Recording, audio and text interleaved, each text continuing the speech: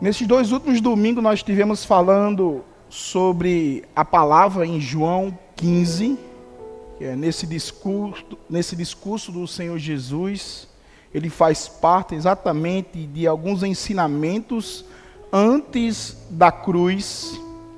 Não é uma parábola qualquer que nós estamos falando. O capítulo 15 de João é uma parábola de preparação. Jesus está preparando os seus discípulos para a missão que eles continuariam, preparando eles para as perseguições, para uma vida de fidelidade na presença de Deus, mas sem a sua presença física. Então eu gostaria de levar os irmãos a essa leitura mais uma vez do capítulo 15. E agora nós vamos ler até o versículo 17. Semana passada nós lemos também sobre esse capítulo, mas é muito importante que na exposição da palavra de Deus nós venhamos lembrar de cada palavra do Cristo. Diz assim: eu sou a videira verdadeira, e o meu Pai é o lavrador. Todo ramo que, estando em mim, não der fruto, ele o corta. E todo o que dá fruto, ele limpa, para que produza mais fruto ainda. Vocês já estão limpos, por causa da palavra que lhe tenho falado. Permaneçam em mim, e eu permanecerei em vocês. Como o ramo não pode produzir fruto de si mesmo, se não permanecer na videira, assim vocês não podem dar fruto, se não permanecerem em mim. Eu sou a videira, vocês são os ramos. Quem permanece em mim e eu nele, esse dá muito fruto. Porque sem mim, vocês não podem fazer nada. Se alguém permanecer em mim, será lançado fora, à semelhança do ramo, e secará, e o apanham, lançam no fogo o queimam. Se permanecerem em mim, e as minhas palavras permanecerem em vocês, pedirão o que quiserem e lhes será feito. Nisto é glorificado meu Pai, que vocês deem muito fruto, e assim mostrarão que são os meus discípulos. Como o Pai me amou, também eu amei vocês. Permaneçam no meu amor.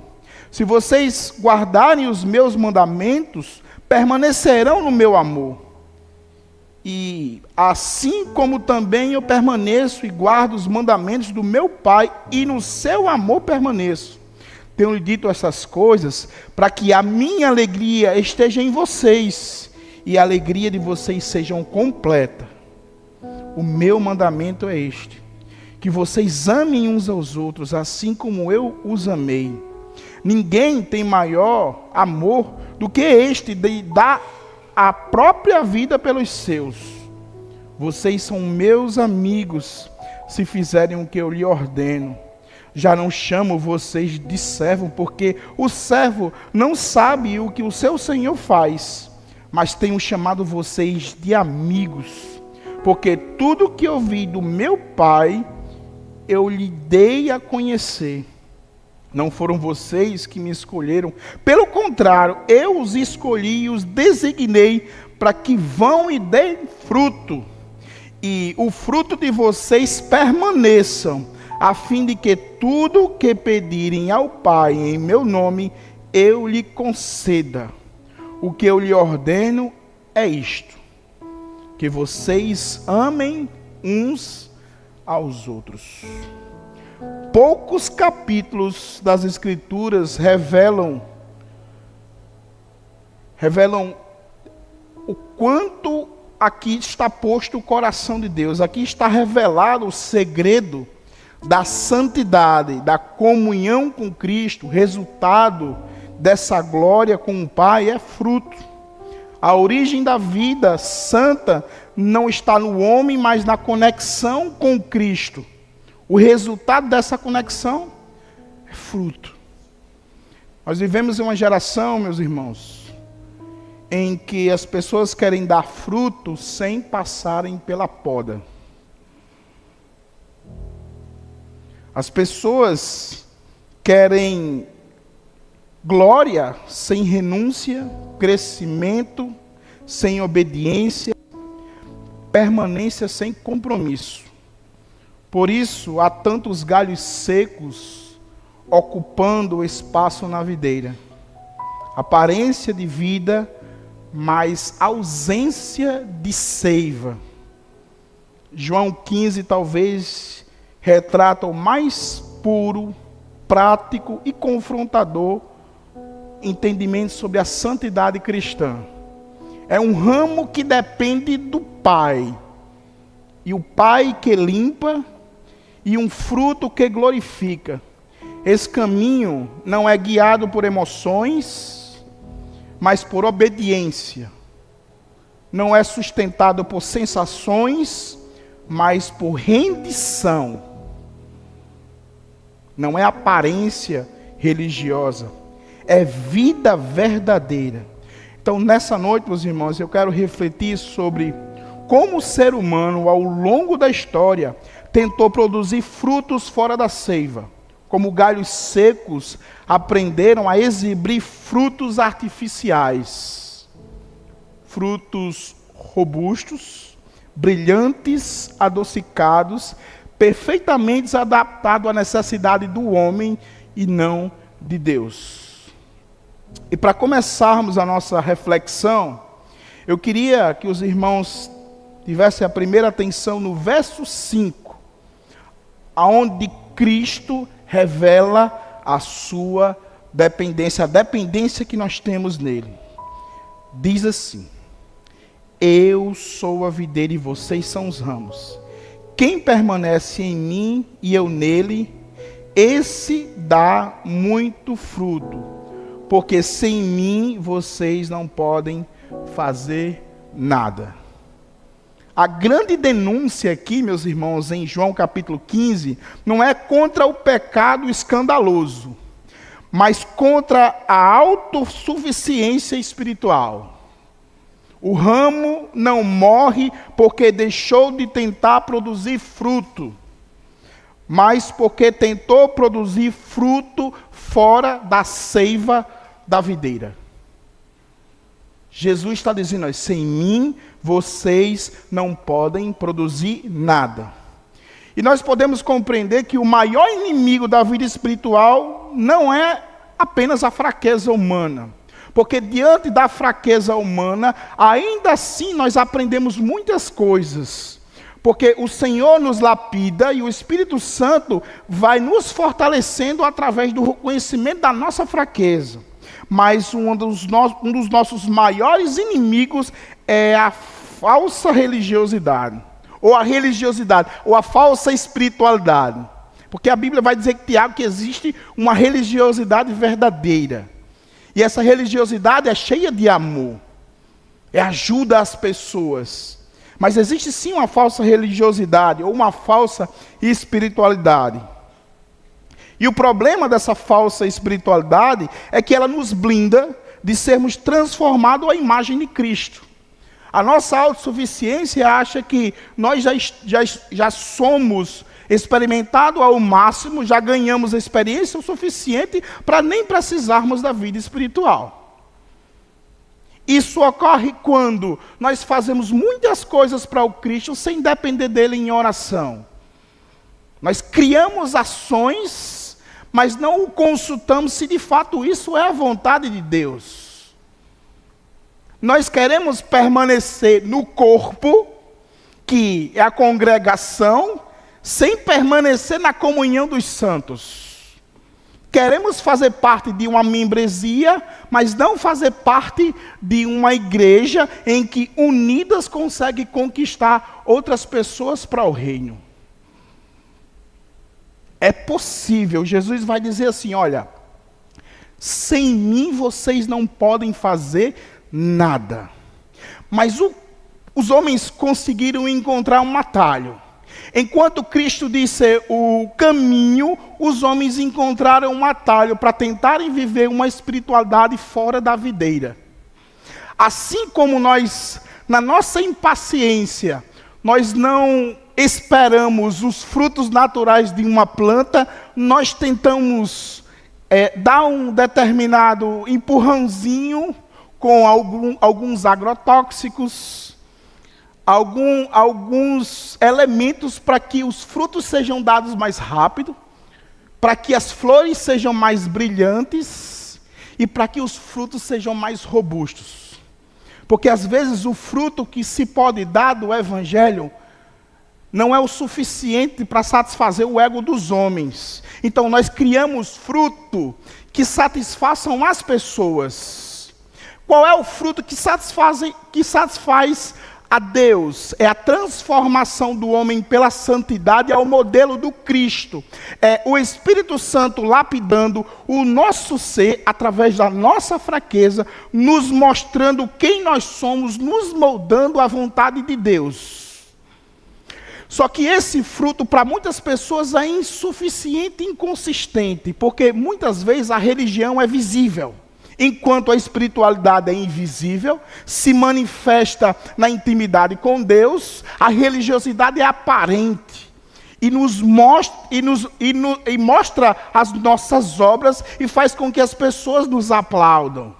Então, se você for colocar diante de uma balança para o homem natural, o que é mais importante? Uma vida de humildade, na dependência de Cristo, no silêncio diante de Deus, ou uma vida aparente? Indiretamente, a maioria das pessoas preferem uma vida aparente. Mas por que o Senhor o pastor está dizendo isso? Porque nós fragilizamos a nossa espiritualidade, às vezes até com os discursos de outras pessoas. Por mais que nós possamos fazer para o Cristo, nós fragilizamos a nossa espiritualidade por causa de outra pessoa. Então, mesmo sendo para o Cristo, nós nos incomodamos quando somos injustiçados. Mesmo sabendo que a nossa justiça não é terrena, que o nosso galardão é visto por Deus e não pelos homens, porque é Ele que galardoa aqueles que o adoram, e não as pessoas. Mas às vezes as nossas mágoas, os nossos conflitos, a nossa quebra de comunhão fragiliza o nosso espiritual e faz com que nós se distanciemos de Deus, consequentemente da congregação, da comunhão, e a alegria já não pertence mais ao nosso coração. Jesus está dizendo o seguinte: há um segredo para a vida cristã. Antes de você pensar em trabalhar para o Cristo, antes de você pensar em qualquer coisa, existe um segredo: a dependência do Cristo. É você depender mesmo sem entender. É você ser forjado na didática de Deus, quebrantando o seu ego e moldando você ao Cristo. Isso é absorver a seiva da videira. E muitas vezes nós estamos passando por isso. Jesus vai dizer: olha, o Pai é o agricultor, é Ele que administra, Ele que trouxe a videira. E vocês são os ramos secos, aqueles que não produzem mais, talvez aqueles até que coloquem uma boa folhagem, mas não absorvem mais da seiva, Ele corta. É o Pai que corta. É o juízo de Deus sobre aqueles que não dão frutos, aqueles que querem viver uma religiosidade aparente, mas não se submetem ou não confrontam o seu coração a viver segundo o Cristo. Mas aqueles que vivem segundo o Cristo, aqueles que já produziram fruto, o meu Pai poda, para que eles produzam mais e mais fruto. E esse fruto que é produzido é o resultado do trabalho do agricultor, dele que tem a mão do juízo, a tesoura do juízo, e limpa e corta quem ele quer. Mas isso por causa do fruto, de pessoas que submetem à vontade de Deus, ou não. Jesus vai dizer: olha, o ramo que não está em mim, ainda que você tenha uma aparência de piedade, a sua tendência é secar. A tendência do ramo que não dá fruto, que não se submete à palavra de Deus, que ouve, mas não pratica, que não aplica as palavras do Cristo ao coração, a tendência é secar. É o ramo que não vai produzir fruto. Pode até estar na videira ainda, mas será cortado. Existem alguns versículos que falam justamente sobre essa dependência, lá em Provérbios, capítulo 3, versículos 5 a 6, diz assim: confie no Senhor de todo o seu coração, e não se apoie no seu próprio entendimento.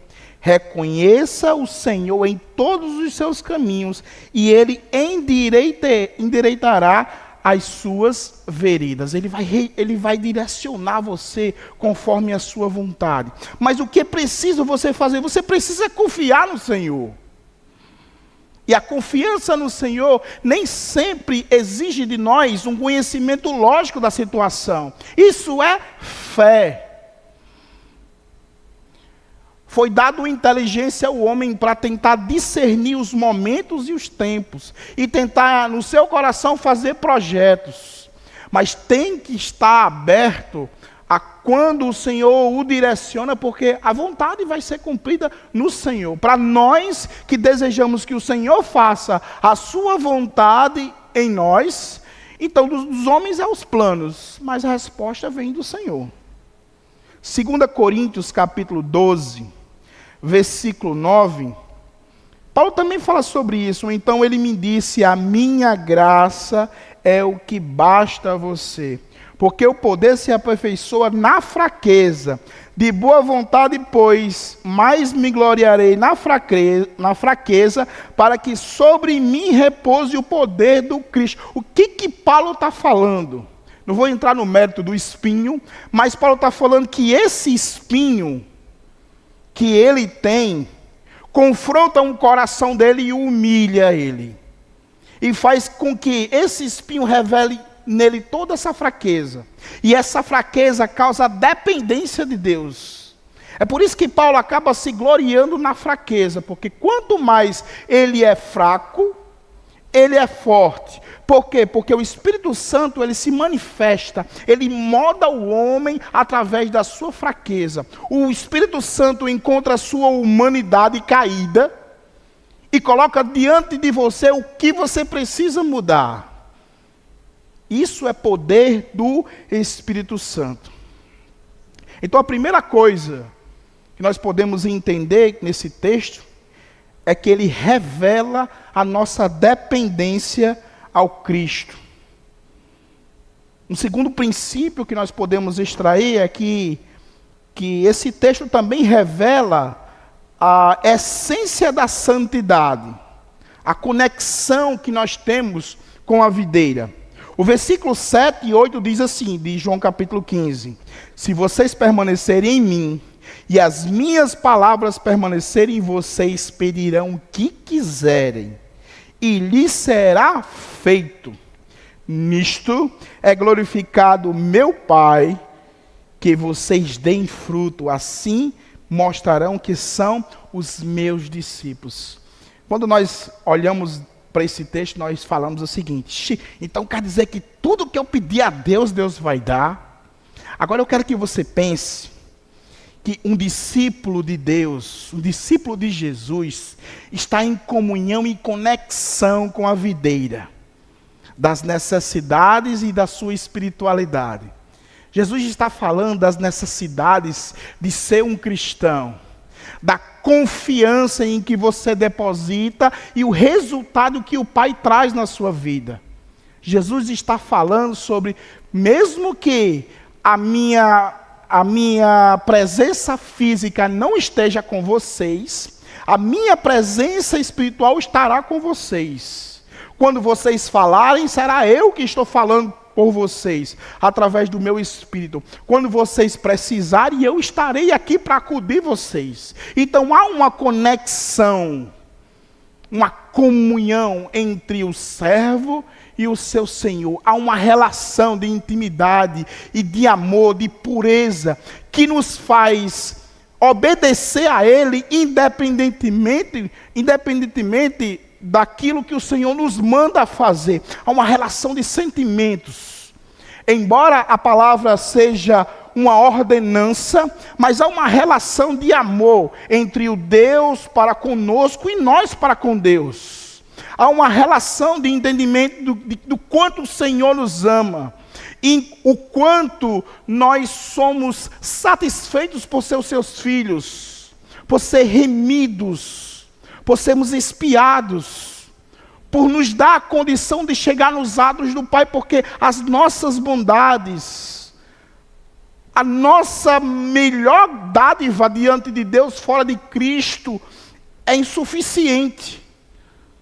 Então, através de Cristo, da sua justiça, do ato vicário de Cristo, Ele nos colocou frente ao Pai. Ele nos colocou puro diante do Pai. E nós hoje conseguimos ter comunhão com o Pai, porque Cristo fez essa ponte. Ele é a porta, Ele é o caminho para chegar a Deus. Então é uma relação de amor, de prazer, de sentimento de paz, de pertencimento ao Cristo. Nós somos filhos de Deus. Somos criaturas transformadas por Deus. Então há uma relação de amor. Há uma relação de íntima comunhão entre Deus e o Cristo, entre o Cristo a você. E para que você tenha essa relação de comunhão, de união com o seu irmão, através do Espírito Santo. Então, o pai é o agricultor, isso significa que a santidade não nasce da iniciativa do ramo, mas da ação soberana de Deus. E aqui está o milagre que muitas pessoas têm essa dificuldade. Assim como a salvação é uma completa união da vontade humana e do direcionamento divino, assim também o nosso crescimento é uma ação humana e a seiva do Cristo. O Cristo traz a ação para que nós, ou a força para que você consiga ter esse crescimento. Embora o crescimento venha de você pela sua escolha, ao mesmo tempo vem do direcionamento de Deus para que você consiga absorver essa seiva. Porque o homem tentando crescer por si mesmo, ele não vai conseguir. Porque quem dá o crescimento é o Espírito Santo. O homem tentando se salvar por si mesmo, ele não consegue. Por quê? Porque ele precisa do Espírito Santo para convencer ele do pecado e do juízo e da justiça. Então, ao mesmo tempo que ele vai a Deus, Deus vai até ele. E há a salvação. Então, aqui está o início da relação da santificação do homem. O homem abre o seu coração a pertencer a Cristo e a permanecer em Cristo. E quando ele permanece em Cristo, automaticamente Deus permanece nele. E ele faz florescer no seu coração Cristo. Faz crescer em você o Cristo moldado para as outras pessoas entenderem que o Cristo é vivo. E para que o Pai seja glorificado em tudo aquilo que você faz. Jesus vai dizer, todo ramo que dá fruto, Ele limpa, é Ele que faz isso. João capítulo 15, a parte inicial do 3, vocês já estão limpos pela palavra. E vocês poderiam perguntar, mas como é que o Senhor nos limpa? Jesus disse no próprio texto, vocês estão limpos pela palavra. Ninguém consegue ser limpo fora da palavra de Deus. A purificação do homem vem do conhecimento do Cristo.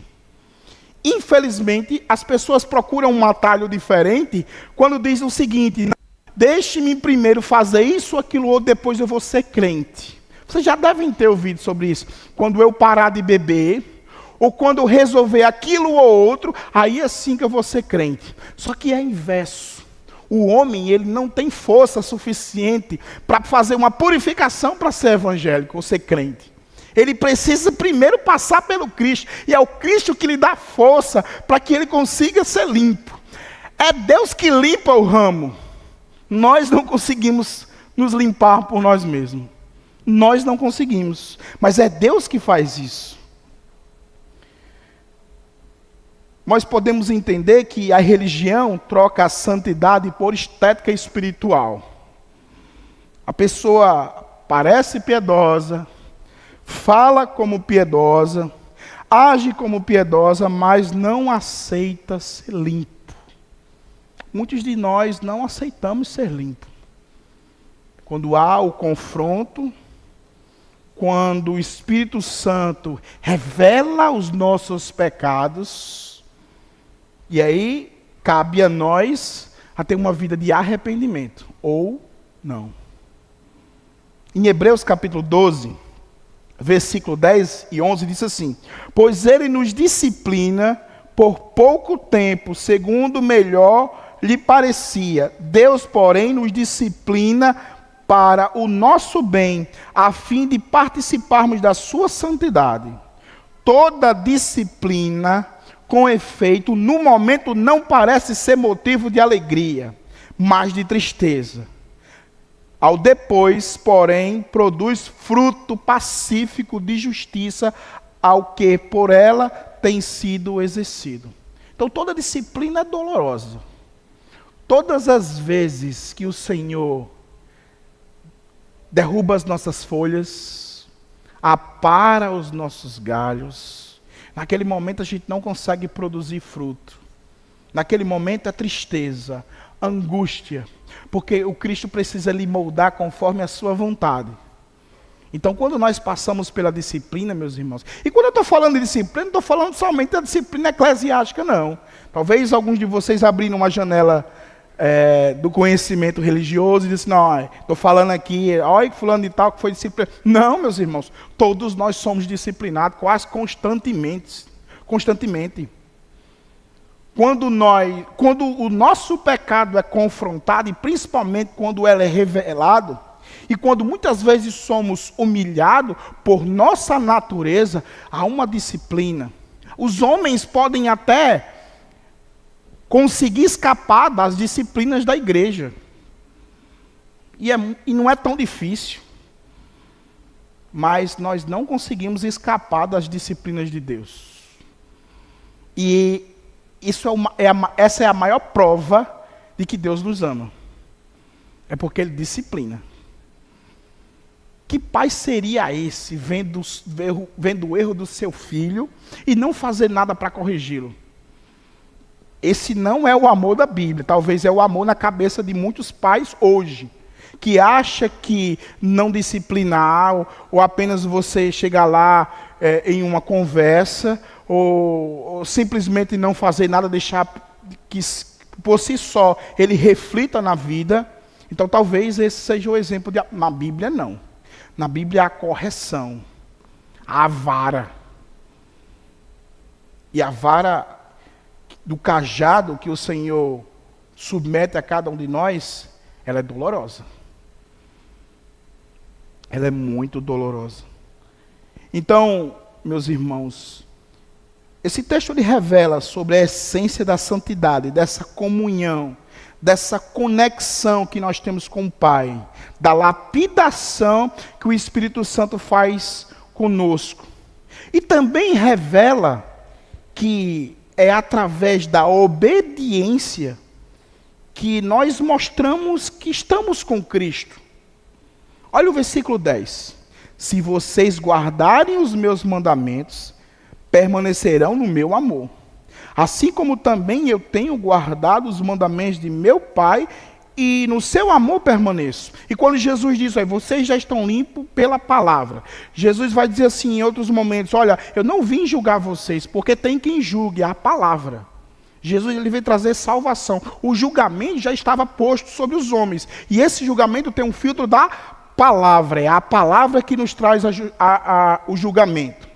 Cristo traz a justificação, uma vez que pela fé nós não somos mais condenados pelas ações das obras. Mas através da fé nós conseguimos produzir boas obras para o Cristo. Então a obediência não é uma consequência opcional da fé. Ela é evidência permanente. As obras são evidências que de fato você está no Cristo. Que de fato você está absorvendo a seiva. Que de fato você está sendo podado para que você consiga dar fruto. É muito mais do que uma relação somente com o Senhor. É uma relação de intimidade e amizade. Porque você pode produzir obras por dois objetivos. Vou citar três. Você pode produzir obras para que os outros vejam e que indiretamente você seja glorificado. Você pode produzir obras que sejam obras religiosas, que façam com que as pessoas possam visualizar o que você está fazendo, mas você pode produzir obras que são direcionadas por Deus. E essas obras que a Bíblia vai falar, ela é um reflexo da nossa fé. Jesus não separa o amor do mandamento, não separa a nossa relação dessa obediência. Você pode dizer assim, não, eu sou crente, eu obedeço a Deus, mas você pode obedecer por medo, por conta que você tem medo de ir para o inferno, então você não entendeu ainda qual é a relação de amor entre você e o Pai, sabe que Deus é um Deus vingativo, e aí Deus vai se vingar de você, porque você cometeu determinado pecado, e aí você tem medo que Ele castigue você, e aí você vai deixar de fazer determinadas coisas. Ou você pode, em um ato de gratidão, entendendo como é bom pertencer a Cristo e como é ruim quando eu firo essa comunhão. Como é a sua relação de obediência com Deus? Você só obedece quando as pessoas estão olhando e esquece que a obediência que você tem em primeiro lugar é com Deus e Ele vê todas as coisas? A religião, ele cria uma fé sem mandamentos, uma espiritualidade sem confronto, um cristianismo confortável. Jesus afirma, não é quem fala de amor que permanece na videira, é quem obedece. Você pode dizer assim, não, mas eu amo o Cristo, mas é a obediência que revela o quanto você ama a Deus. Não é uma ação emocional, de sentimentalismo, que eu exponho o meu coração. Jesus está dizendo, se vocês permanecerem na minha palavra, é esses que me amam. Se vocês permanecerem naquilo que eu lhe digo, é dessa forma que vocês me mostram que me amam. É como, para nosso entendimento melhor, é como um homem que açoita a sua esposa, e ele não mostra o quanto ama, e quando ele é confrontado, ele diz, não, mas eu açoito porque eu amo minha esposa. Que amor é esse? O amor, ele traz resultado. Então, é absorvendo a seiva do Cristo que nós produzimos o resultado. O resultado é uma consequência do que estamos no Cristo. Então, se nós estamos no Cristo, então a consequência disso, visualmente, é mostrarmos frutos. Ou mostrarmos o fruto de Deus, que é a transformação do nosso caráter. Meus irmãos, eu queria que vocês entendessem ainda mais profundo isso, que a vida cristã é muito mais de pertencer a uma igreja, é pertencer a Cristo. Em Cristo nós pertencemos à igreja. Fora de Cristo, nós estamos perdendo tempo, porque é só religiosidade. Não foi por falta de religiosidade e de ação que está escrito lá, acho que é Mateus capítulo 25, que, Senhor, em seu nome nós fazíamos isso. Eram pessoas que faziam em nome de Jesus. Mas Jesus disse, não, eu nunca vos conheci. Apartai-vos de mim, malditos. É uma das palavras mais duras que eu encontro lá em Mateus. Mas eram pessoas que estavam na religiosidade, que faziam algo para o Cristo, mas faziam algo sem a seiva do Cristo. Estava desconectado da vida espiritual, mas completamente conectado a uma religiosidade. Jesus vai dizer, olha, para que vocês consigam permanecerem em mim, eu vou lhe dar um conselho. Permaneçam no meu amor. E permanecer no amor de Deus é mais do que entender a nossa relação que nós temos que ter com o irmão, de ações. Permanecer no Cristo significa entender o amor de Cristo, entender o quanto Ele nos ama, e firmarmos esse compromisso com Cristo por esse amor. Olha o que diz os últimos textos do versículo 9, do versículo 12 ao versículo 17. O versículo 9 diz assim: como o Pai me amou, também eu amei vocês. Permaneçam no meu amor. Olha o versículo 12. O meu mandamento é este, que vocês amem uns aos outros, assim como eu vos amei. Então nós podemos entender que existe um padrão de amor. E o padrão do amor é Cristo. Então eu preciso amar as pessoas como Cristo me amou, mas eu não vou conseguir amar as pessoas como Cristo me amou se eu não entender esse amor. Então é minha relação de conhecimento desse amor e a conexão que eu tenho de gratidão com esse amor que faz com que eu consiga amar as outras pessoas, sem ser um ato de religiosidade, mas de vontade e de alegria, para que no amor que eu tenho que revelar para as outras pessoas, seja uma relação de tranquilidade, de paz, seja uma relação de alegria, e não somente de juízo. Não, eu tenho que amar, porque Deus mandou amar os meus irmãos. Então não é uma lei penosa, meus irmãos. Jesus está dizendo, olha, como eu fiz com vocês, façam com as outras pessoas. Aí o versículo 12 diz, olha, o versículo 13, ninguém tem maior amor do que este, de alguém dar a própria vida pelos seus amigos. Vocês são meus amigos se fizer o que eu ordeno. Já não chamo vocês de servo, porque o servo não sabe o que o seu senhor faz. Mas tenho chamado vocês de amigo, porque tudo que eu ouvi de meu Pai e lhe dei a conhecer. Não foram vocês que me escolheram. Pelo contrário, eu escolhi vocês e os designei para que vão e deem fruto. E o fruto de vocês façam o quê? Permaneçam. A fim de que tudo que vocês pedirem ao meu Pai, Ele lhe conceda. Jesus vai falar que vocês amem como eu amei vocês. Jesus vai falar que ninguém tem maior amor do que este, de dar a vida pelos seus amigos.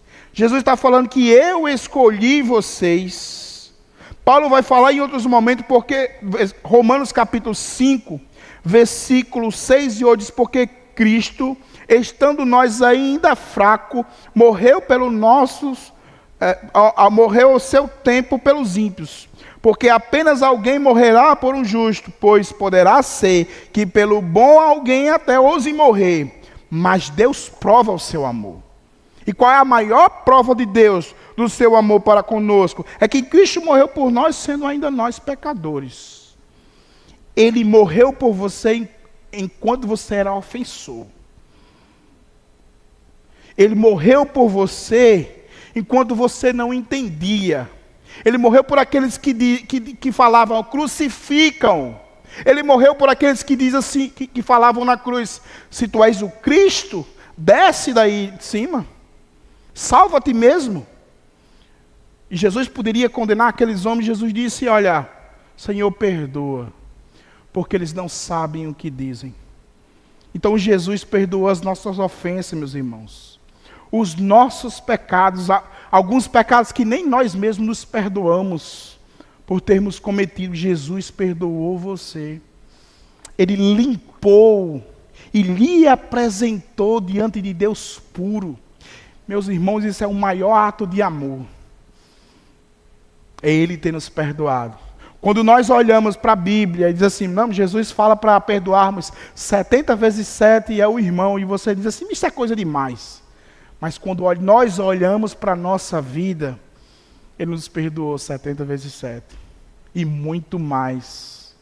Porque nós mesmos não conseguimos contar as nossas ofensas diante de Deus. Um dia nós estamos bem, louvando a Deus, glorificando a Deus, com a nossa boca glorificando a Deus, e às vezes com a nossa própria boca nós amaldiçoamos o irmão, nós rejeitamos pessoas, somos egoístas e invejosos, confrontamos o nosso coração, nos arrependemos e falamos que não vamos fazer mais e cometemos às vezes o mesmo pecado. E nós falamos para nós mesmos, se eu fosse Deus eu não me perdoaria. Mas Deus lhe perdoou. Essa é a maior prova de amor, a sua misericórdia. E se Ele não derramasse sobre nós dia após dia, nós já seríamos transformados em pó. Por quê? Porque Ele nos ama. E Ele te amou quando você era fraco. E ainda mais, meus irmãos, quando Ele lhe fortaleceu na sua própria seiva. Quero trazer a você a fechar os seus olhos e pensarem comigo sobre esse amor. Você entende sobre esse amor?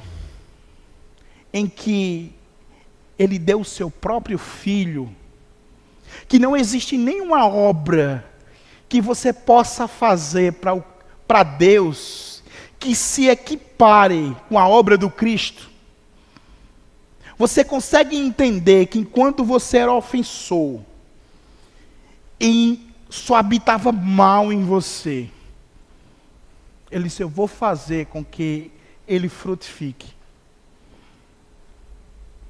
Existem muitas situações na nossa vida que nos impedem de dar fruto, que nos impedem a evoluir espiritualmente, a termos uma comunhão mais intensa com Cristo. E ela precisa ser confrontada. Ela precisa ser deixada para trás. Nós precisamos, assim como nós pedimos perdão a Deus, se arrepender do nosso pecado e olhar para o Cristo. Todos nós precisamos fazer isso, meus irmãos. Todos nós somos disciplinados e moldados quando nós somos confrontados. E eu sei que nenhum de nós gosta de ser confrontado. E eu não estou falando sobre somente um confrontamento verbal. Eu estou falando sobre o nosso ser, de olharmos para o espelho e não conseguir ver o Cristo em nós. E de você olhar e dizer assim, olha, eu queria tanto ser assim. Quando nós olhamos para a Bíblia, olhamos esses homens de fé, e nós falamos no nosso coração, estou longe dessas coisas. E você começa a olhar para dentro de você e você vê mal. E você vê o pecado. E Paulo também viu isso. O bem que eu quero fazer, isso eu não consigo. O mal que eu tanto detesto é isso que eu pratico. Paulo começou a olhar para si mesmo e viu a carne que habitava nele. E com a lei da consciência ele queria louvar a Deus. Mas quando chegava na segunda-feira, o corpo dele mais uma vez se inclinava contra a vontade de Deus. Maldito homem que somos, em que todos os dias nós somos inclinados a se distanciar de Deus, a viver uma espiritualidade aparente, em que nos emocionamos, nos edificamos com determinadas palavras, mas nós não conseguimos evoluir, porque não abrimos o nosso coração para Deus, e nós não nos arrependemos do nosso pecado. O Cristo nos ensina, olha, não dá para caminhar sozinho. Não dá para viver de aparência. Você precisa de mim. O reino precisa de você para que outras pessoas conheçam a videira. Para que outras pessoas sejam enxertados. Vocês não vão conseguir fazer sozinho. Vocês não conseguirão seguir sozinho. A religiosidade engana vocês, achando que domingo a domingo é o suficiente. Não é. O culto deve ser um reflexo do que nós somos. Tem que ser um reflexo. Não espere que a sua espiritualidade estejam dependentes apenas desse momento, meus irmãos. Porque aqui é fácil ser crente. Mas podemos pensar como um quartel. Nós estamos sendo preparados para viver lá fora. Mas se nós dependemos de vivermos somente a espiritualidade aqui dentro, nós nunca conseguiremos dar o fruto que o Senhor quer de cada um de nós. E o Senhor criou você desde o início da eternidade. Ele pensou em você para que você dê fruto e para que você seja semelhante ao seu filho. Está lá em Efésios capítulo 1. Ele colocou todo esse conhecimento na eternidade para que você seja um adorador, para que você dê fruto para Deus. Pai, nós te louvamos, engrandecemos o teu nome, Senhor. Muitas vezes nos desconectamos dessa seiva e nós não absorvemos, ó Pai, o melhor de ti. Mas a tua palavra nos apara as nossas folhas, nos traz muitas vezes sofrimento, para que venhamos ter uma alegria contigo. Abençoa, Senhor, a tua igreja. A cada pessoa que está orando esse momento, que conhece a sua vida espiritual, sabe das suas lutas e das suas dificuldades. Senhor, faz eles lembrarem do seu amor, do quanto o Senhor os ama e do quanto eles são capazes de brilhar na luz do teu Filho. Senhor, nós te agradecemos e te louvamos em nome do Cristo, em nome do teu Filho amado, nós te agradecemos. Amém.